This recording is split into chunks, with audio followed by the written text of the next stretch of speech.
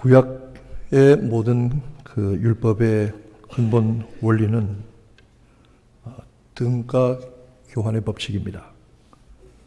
이 등가 교환이라는 건 뭐냐면은 쉬운 말로 받은 대로 돌려준다는 겁니다. 받은 만큼 되갚아 준다는 것입니다. 그래서 이 등가 교환 혹은 등가 보복의 원칙을, 원리를 잘 표현한 말이 눈은 눈으로, 이는 이로, 이 말입니다.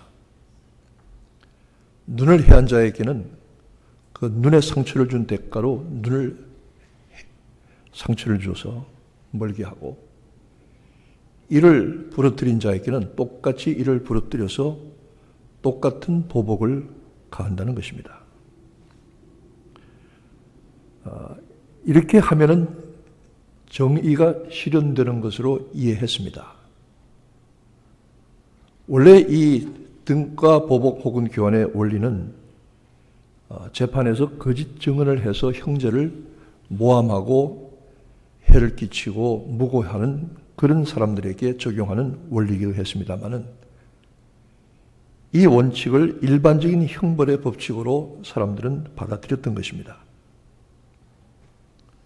그래서 예수님께서 오늘 본문 그 이전의 말씀에 너희가 눈은 눈으로, 이에는 이로, 이렇게 말씀하시는 것입니다. 이 세상적인 법칙, 등가 보복 혹은 등가 교환의 법칙은 때로는 더 지나치게 값을 치러야 할 때도 있습니다. 예를 들어서 도둑질 한 것은 4배나 갚도록 했습니다. 그리고 거기에 따른 각종의 그 죄에 따른 보상의 법칙, 보복의 법칙들이 구체적으로 세워져 있었던 것입니다. 그러나 주님께서는 오늘 우리에게 전혀 다른 종류의 보복을 말씀하는 것입니다.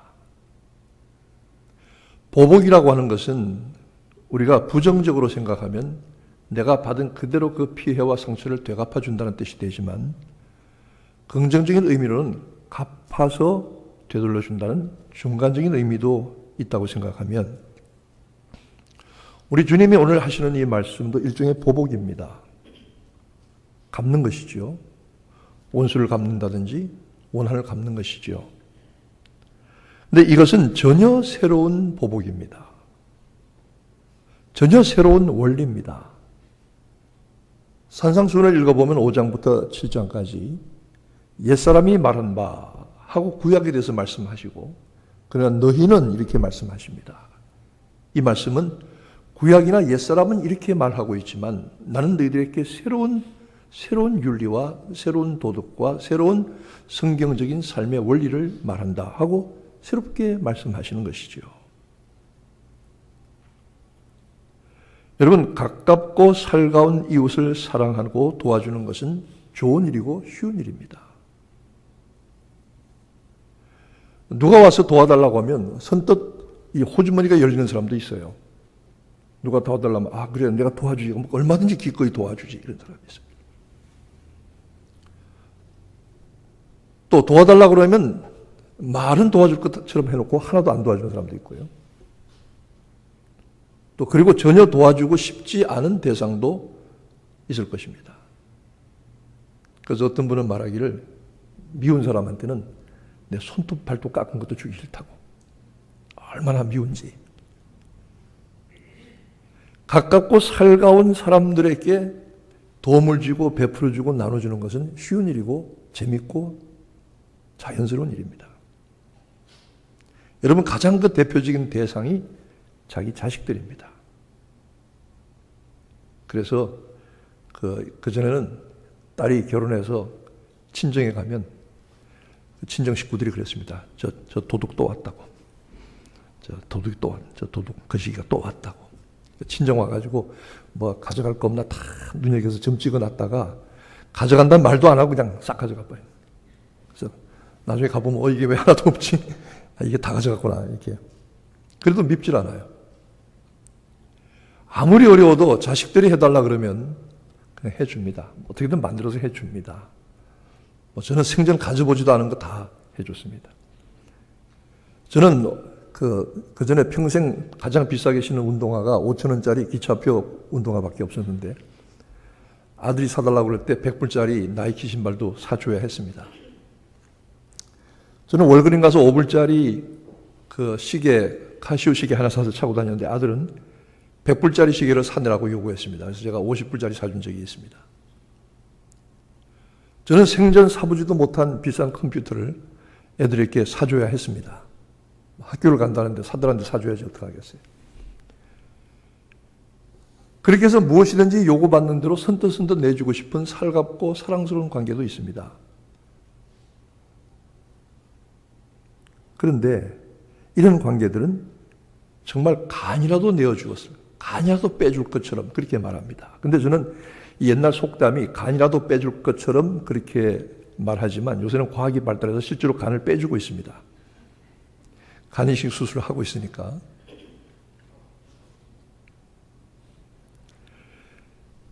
사랑하는 사람, 가깝고 살가운 이웃을 도와주고 사랑하는 것. 그리고 원수를 미워하는 것이 사람들의 일반적인 심성입니다. 미운 사람 미워요. 미운 사람 있어요, 사실 살다 보면. 그리고 사람들 중에도 더 사랑스러운 사람이 있어요. 이러잖아요. 10손가락 깨물어 안 아픈 손가락 없지만 그 중에 반지 끼워주고 싶은 손가락은 따로 있다고. 여러분이 하나님이 반지 끼워주고 싶은 사람 되시기를 바랍니다. 다 사랑하지만 그 중에. 이것이 일반적인 사람들의 생각이고 심성입니다. 그런데 예수님께서 전혀 다른 차원의 보복과 그 원리에 대해서 말씀하시는데 이것은 다른 종교나 가르침과는 절대적으로 차별되는 성경만의, 기독교만의, 예수 그리스도만의 교훈이고 가르침이신 것입니다. 이렇게 말하고 있습니다. 예수님은 누가 내게 와서 속옷을 달라 하면 무엇도 주라고요? 겉옷 주라고. 그 속옷을 달라고 그러면 겉옷까지 다 주고 나면 그 경찰한테 잡혀가지 않을까요? 강조해서 하시는 말씀으로 봤지요. 달라고 하면 줘라. 오리를 가자고 하면 십리를 가라. 이게 무슨 말이냐면 그 당시에 로마 군인들이 지나가는 사람 아무나 붙잡고 너 이 짐 지고 가 하고 시키면 그게 끌고 갈 수 있는 거리가 오리였답니다. 오리.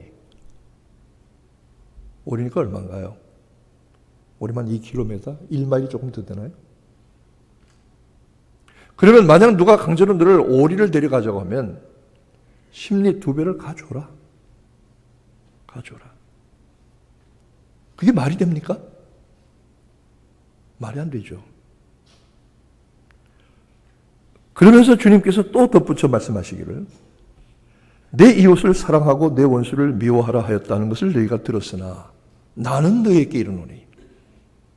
구약은 그렇게 말하고 있지만 나는 너희에게 말한다. 나는 너희에게 말한다. 여러분 누가 말씀하십니까? 우리 주님이 말씀하십니다.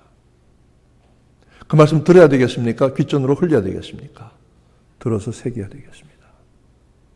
나는 너희에게 말하노니 이렇게 말씀하시면서 너희 원수를 사랑하며 너희를 핍박하는 자를 위하여 기도하라. 너희 원수를 사랑하고 너희를 핍박하는 자를 위하여 기도하라. 오늘 한 번은 어떤 교회 안 나오셨던 여자 집사님 남편이 갑자기 목사님 찾아와서 목사님 갑자기 우리 집사람이 달라졌는데 달라져도 너무너무 달라졌습니다. 어떻게 저한테 이렇게 갑자기 잘하는지 모르겠습니다. 목사님이 지난주일에 혹시 설교를 뭐라고 하셨습니까? 그랬더니 목사님이 갑자기 내가 뭐라고 했지? 아마 네 원수를 사랑하라고 아마 그랬던 것 같아요.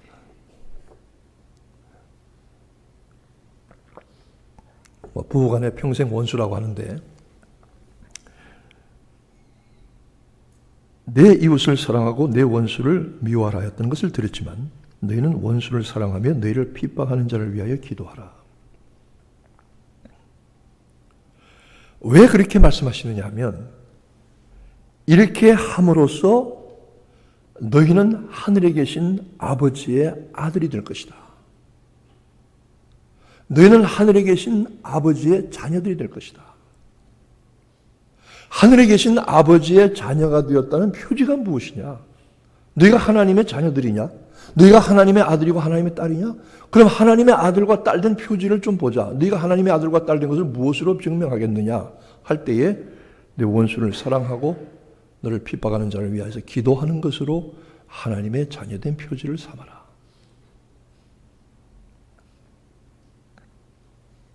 이렇게 한즉 하늘에 계신 너희 아버지의 아들이 될 뿐만 아니라 그 근거가 무엇이냐 하면 주님이 그 근거까지 말씀하고 있습니다. 하나님이 해를 악인과 선인에게 고로 그 빛을 비추어 주시고 비를 의로운 자와 불의한 자에게 똑같이 내려주신다. 하나님의 사랑과 긍휼에 근거한 것입니다.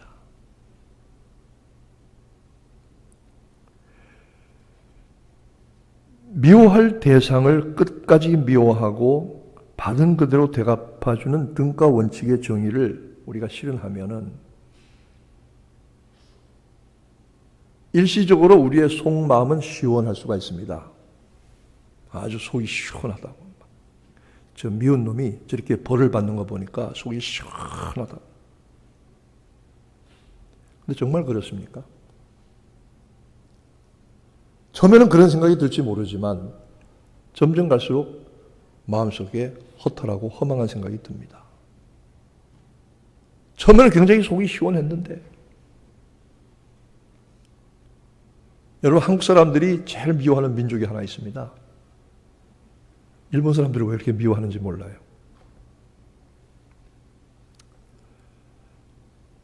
원래 그 때린 사람하고 맞은 사람인데 일본 사람들, 한국 사람들이 참 미워하죠. 그래서 한국 사람들이 은근히 가진 기대와 심리가 뭐냐면 저 일본 섬이 물속에 가라앉지 않나? 지진이 나가지고. 그래서 소위 말하는 일본 열도 침몰론입니다. 한국 사람들 그거 되게 좋아합니다. 일본이 지진 나서 꼬르륵 물속에 다 가라앉았으면 좋겠다고. 다 동동동 떴으면 좋겠다. 근데 지난번에 일본의 그 동북부에 지진 나서 쓰나미가 몰려서 몇만 명이 죽는 거 보면서 하나님 이건 아닙니다. 하나님 이건 아니에요. 저희 마음속에 그런 마음이 좀 있었는데 이건 아닌 것 같아요. 자동차에 탄 채 바닷물에 휩쓸려서 떠가는 사람들을 보면서 한 국민학교에서 아이들이 100여 명 가까운 아이들이 우왕좌왕하다가 휩쓸려 사라진 걸 보면서 그리고 그 폐허더미에서 살려달라고 부르짖다가 죽은 사람의 손이 나와 있는 걸 보면서 이건 아니군요. 이건 아니에요. 여러분 그렇게 되면 정말 속이 편안합니까? 시원합니까? 미운 사람이 구렁텅이에 빠지고 파멸하고 잘못되면 속이 시원합니까? 처음엔 그럴 수가 있을 것입니다. 그러나 우리 그렇게 끝까지 가지는 못합니다. 속마음에 허탈함과 괴로움이 여전히 남아 있습니다. 이와 같이 눈엔 눈으로 이는 이로 갚아주면은 그때는 시원한 것 같지만 그때는 감정의 만족을 주는 것 같지만 또 한편으로는 새로운 보복의 악순환과 깊은 감정의 상처를 남기게 되는 것입니다. 미안하지만 목사님들이 싸우는 걸 봤는데요. 정말 지독하더라고요. 제가 요새 가까이 안 가려고 이랬습니다만은 목사님들이 싸우는 거 보니까 정말 지독하더라고요. 교회에서 신자들이 싸우는 거 보니까 지독하더라고요. 세상 사람들도 그렇게는 안 싸우겠더라고요. 근데 나중에 보니까요. 서로 잘했다는데 잘못한 사람 하나도 없어요. 다 잘했어요. 받은 대로 갚아주고 또 갚아주고 이렇게 오가다 보니까 나중에는 회복할 수 없고 돌이킬 수 없는 감정의 고를 지나갔는데 이제는 어느 누가 옳고 그런 게 없어져 버렸어요. 똑같아요. 똑같아요. 똑같으면 어떻게 돼요? 똑같이 지옥불에 들어가야 될 거 아니겠어요? 아, 이거 아니구나.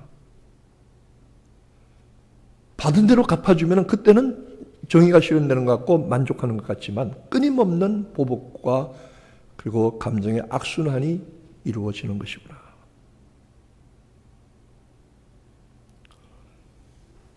그리고 이 깊은 감정의 상처는 자기 자신에게도 남는 것입니다. 그럴 때에 이 악한 관계의 고리를 끊고 스스로 회복되고 온전한 길이 예수님께서 말씀하신 이 보복의 원리입니다. 이 보복의 원리가 뭐냐? 내 원수를 사랑하고 너희를 핍박하는 자를 위해서 기도해라. 이것이 주님께서 말씀하시는 온전한 치료와 회복의 보복의 원리인 것입니다. 한번 사용해 보지 않겠습니까? 한번 사용해 보지 않으시겠어요? 주님이 그렇게 말씀하시니까. 사실은 예수님께서 말씀하시는 이 방법을 그대로 따를 때에 더 심한 보복을 가하는 것입니다. 로마서 12장 20절, 22절 이하의 말씀에 보면은 이렇게 말하고 있습니다. 원수 갚는 것이 내게 있으니 내게 맡겨라. 결국은 원수 갚는 것은 사람의 생명을 해야 하는 것인데 사람의 생명과 생존의 권리를 박탈하는 것은 하나님만이 하실 수 있습니다. 원수 갚는 것이 내게 있으니 내게 맡기라. 이렇게 말씀하시면서 내 원수가 줄이거든 먹이우고 목말라 하거든 마시우라. 내 원수가 배고파하거든 먹을 것을 주고 내 원수가 목말라 하거든 물을 주라. 그러면 핀 숯을 그 머리에 쌓는 것과 같으니라. 핀 숯을 그 머리에 쌓는 것과 같으니라.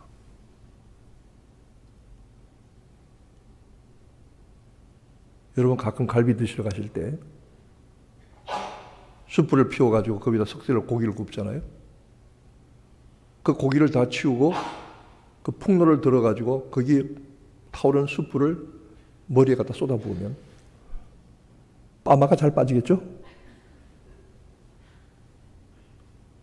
공원에 가서 바비큐 하시다가 그 석탄 기름 부어서 불 활활 해서 허옇게 허옇게 다 된 거를 머리에 갖다 들이 쏟아부으면 내 원수가 줄이거든 먹이우고 목말라거든 마시우라. 그렇게 하는 것이 그 머리에 핀 숯을 쌓는 것과 같으니라. 더 지독한 보복이죠. 그러면서 원수가 줄일 때 먹을 것을 주고 목마를 때 마실 것을 주면서 처음에는 감당하기 어렵고 분하고 고통스럽고 줘야 돼 말아야 돼 하지만 그 가운데서 우리 속에 감추어져 있던 우리 속에 잘 드러나 있지 않던 한 가지가 솟아 올라오는 것을 느끼게 됩니다. 그게 뭐죠? 사람에 대한 긍휼입니다. 불쌍히 여기는 긍휼입니다. 이것이 속에서부터 솟구쳐 올라오게 되는 것입니다. 우리 속에는 사실은 속에 많은 긍휼이 있습니다. 우리 하나님의 형상을 따라 지음받았습니다. 여러분의 마음속에 많은 긍휼이 있다고요. 여러분이 누구를 미워하고 누구를 싫어하고 누구를 원수같이 생각해도 사실은 여러분 마음속에 긍휼이 있다고요. 그 감추어진 긍휼을 드러내는 것이죠. 그 긍휼을 밖으로 내어놓는 것이죠. 원수 갚는 것이 내게 있을 때 원수가 줄이거든 먹이우고 목마르거든 마시우면 핀수를 그 머리에 쌓는 것 같으면 이것은 더 심하고 큰 보복이 되는데 이것이 내게 있다.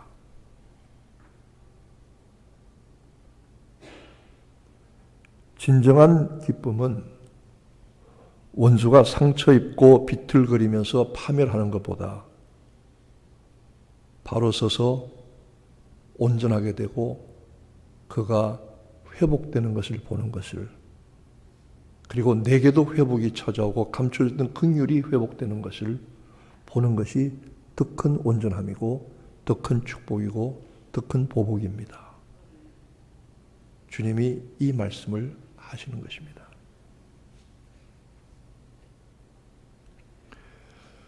어떤 분이 묵상하다가 묵상 중에 어떤 사람의 얼굴을 이렇게 보여주시더래요. 묵상하는데 사람의 얼굴이 나타나서 이렇게 떠나지 않고 눈앞에서 막 움직이더래요. 근데 보니까 아주 이상하게 생겼더래요. 흉하게 생겼고 어떻게 보니까 아주 기분 나쁘게 생겼더래요. 그런 얼굴 하나가 막 그 환상 묵상 가운데 막 왔다 갔다 떠들더래요. 그래서 하나님, 이 사람이 누굽니까? 그랬더니 그게 너다. 그게 너다 그러시더래요. 아니 저 이런 사람 아닌데요. 아니야, 그게 너야. 묵상 중에 나타난 그 인물이 자기가 생각했던 자기가 아니더라는 거예요. 남들이 생각해 주려고 생각했던 자기가 아니더라는 거예요. 남들은 고상하고 세련되게, 남들은 점잖게, 남들은 인격적으로 보는 것 같지만 자기 속에 하나님이 보여주는 그 인물의 실체는 전혀 그런 인물이 아니더래요. 더럽고 뻔뻔하고 야비하고 치사하고 추잡한 아주 이상한 인간의 모습이, 사람의 얼굴의 모습이 자기 속에서 왔다 갔다 하는데 하나님이 그러시네. 이게 네 모습이야. 여러분 자신의 실체를 보셨습니까? 여러분이 남들이 모르는 하나님이 보시는 여러분의 실체를 여러분이 보신 적이 있습니까? 자기 자신의 모습을 본 적이 있습니까? 그게 내가 생각했던 내 모습이 아니라는 거예요. 남들이 생각하려고 했던 모습이 아니라는 거예요. 전혀 이상하고 엉뚱한 인물 하나가, 도저히 용납할 수 없는 인물 하나가 막 왔다 갔다 하는데 그게 너라 그러더라고요. 이분이 묵상 끝나고 깊이 깨달았다는 겁니다. 그러네요, 하나님. 이 인물, 이 꼬라지 가지고는 내어놓을 게 아무것도 없네요. 하나님의 은혜와 긍휼밖에는 필요한 것이 없네요.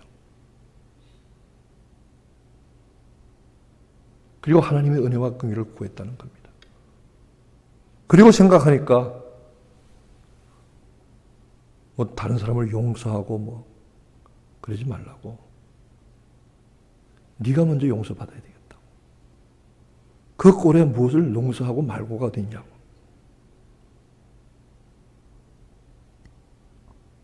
그 자기 자신의 실체를 깨달은 다음에 다른 사람들에 대한 생각을 바꾸게 되었다는 겁니다.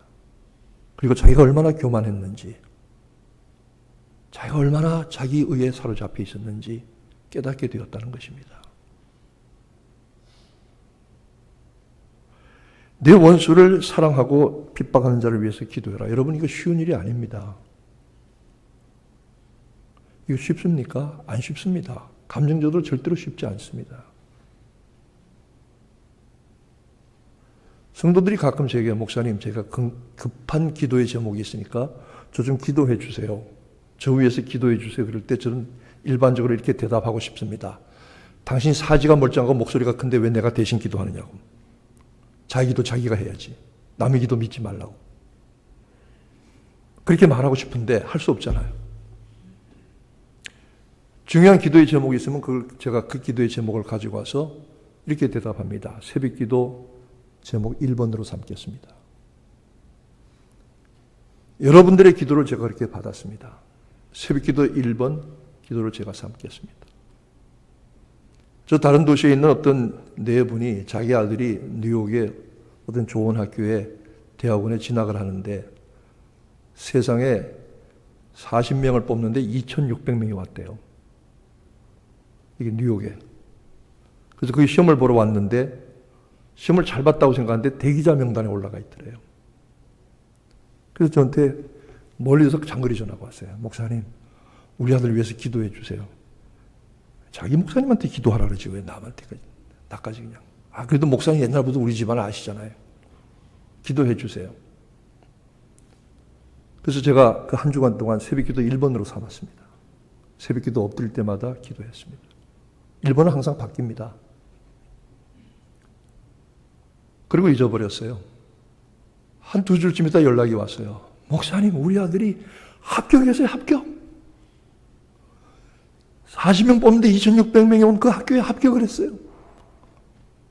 얼마나 감사한지 몰라요.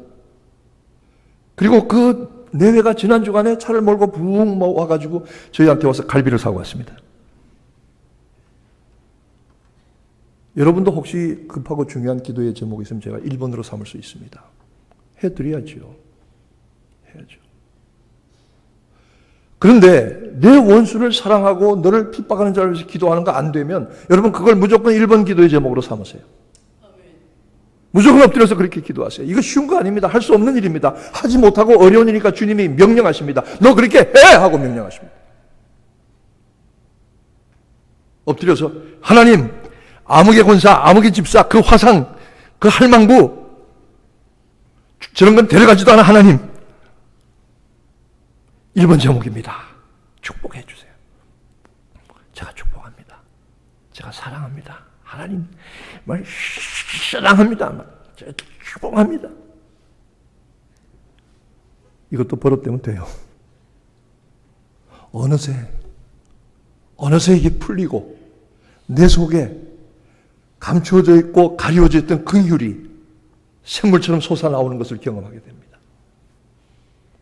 여러분, 이게 그리스도인 아니겠습니까? 이게 신자가 아니겠습니까?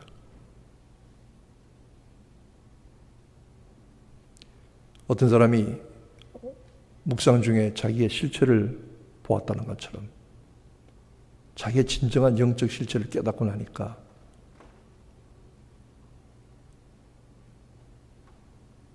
정말 하나님의 은혜와 긍휼이 없이는 내가 누구를 용서하고 말고 할 자격도 없구나. 그게 우리 자신의 모습이고 우리 자신의 적용되는 원리여야 할 것입니다. 예수께서 산상수훈에 말씀하신 가르침은 쉽게 이해가 되거나 받아들이기 어려운 면도 있습니다. 그러나 그 말씀 안에는 생명이 있고 치료가 있고 회복이 있습니다. 그 말씀을 그대로 받아서 순종하는 사람들에게 주어지는 하늘의 혜택이고 은총입니다. 이 말씀을 듣고 믿고 순종하는 성도들에게 주어지는 하늘의 은총이고 혜택이고 축복입니다. 상상하기 어려운 하늘의 원리인 것입니다.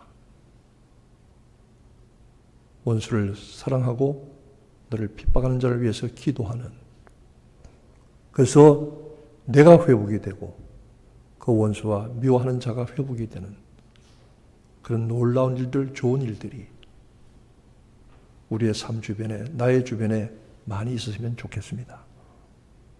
기도하십시다.